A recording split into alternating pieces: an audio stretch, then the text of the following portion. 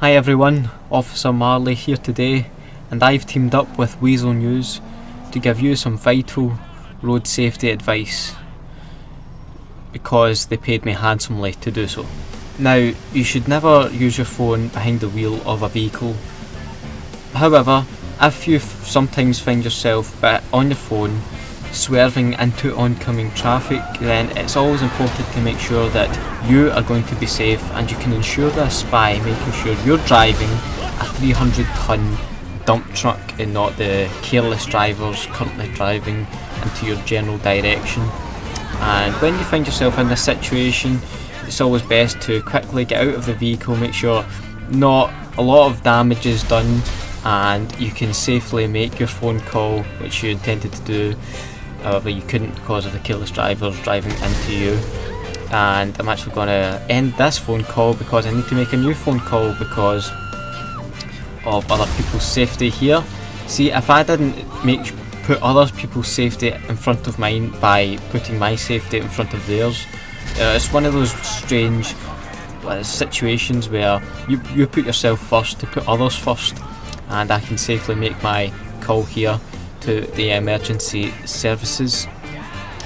There's other cars just swerving into me, and yep, it definitely looks like I'm going to need paramedics in a minute or two. To your current location. Important stuff there. Now let's move on to the second piece of road safety advice. Okay, here's how not to do a drive-by.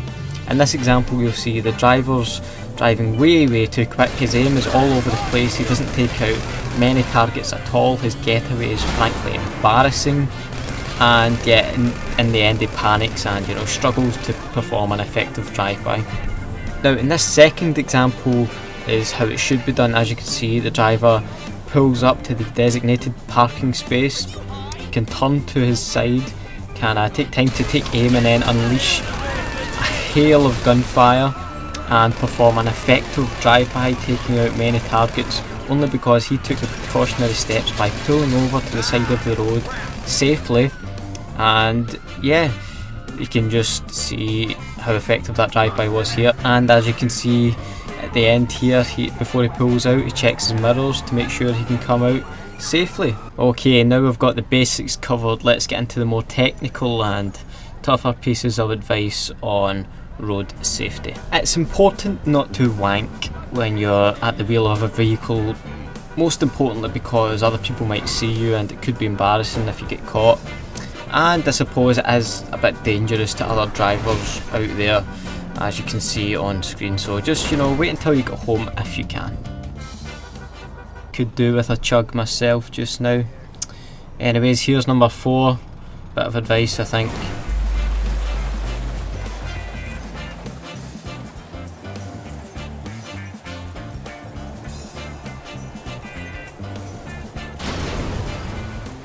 Stunt jump failed, and do you know why? Let's rewind it a bit.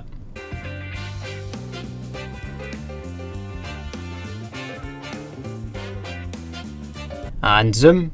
Ah yes, you can clearly see the driver is on his phone. So if you want to pass all of your stunt jumps and make sure you don't risk yourself of dying, I suggest you put your phone away while doing stunt jumps, or just not doing stunt jumps at all. How the government thought those state-sponsored stunt jumps were a good idea, I'll never know. Anyway, here's some more advice. I wouldn't suggest ever starting smoking.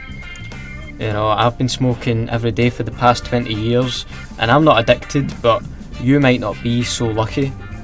So yeah, I don't suggest starting smoking. I also don't suggest ever smoking in your car because everyone knows smoking kills. This next bit of advice is a bit unoriginal, but it has to be said. If you find yourself downing 10 bottles of beer in the space of 10 minutes, you might find that your driving is impaired, and you might find that you are endangering the lives of everyone around you, which is a terrible thing.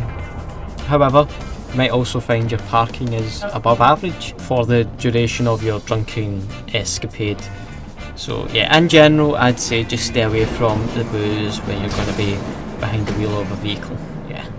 That being said, however, I have nothing against doing important road safety interviews whilst drunk off your tits. I was unsure whether to leave this bit of advice in or not, but you know, I think it's important that people know if you happen to be in the situation where you are hijacking a jumbo jet on the runway of an international airport whilst hundreds of policemen and women gun down on you, I think it's important that you don't try and take a selfie of the situation, because that can lead to various things such as crashing and dying. So I'd stay away from the selfies while hijacking an airplane. Now for a final piece of advice, I'm going to lead you through this step by step.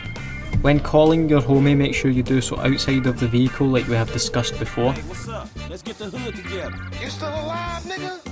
Sure, nigga, come on down and holler at your boy, man, before one of us dies of old age. I won't be long. No, you will be as long as it takes, sir. Make sure you pull over to the side of the road to let your passenger in, and also make sure your passenger wears their seatbelt as soon as they enter the vehicle. Are you gonna wear your seatbelt? No. If you want, just put your seatbelt. Oh, okay. Now, it's important when you have a passenger in the vehicle to keep your eyes focused on the road at all times and keep chatter to a minimum, because you want to always stay focused on the always eyes on the road. You know, you can speak to your passenger at a later, more safer time.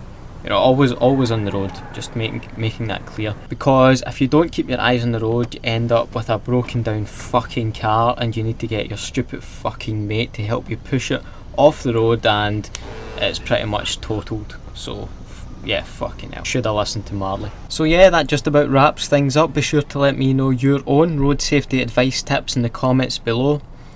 I've been Officer Marley, telling you how to safely drive in GTA 5. But seriously, don't be a prick and use your phone while driving or drink and drive.